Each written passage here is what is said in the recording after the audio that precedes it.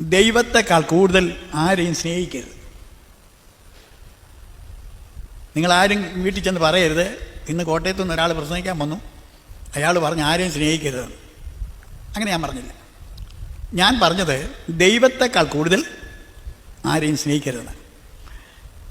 ഇത് ഞാൻ നിർമ്മിച്ചെടുത്ത ഒരാശയമല്ല.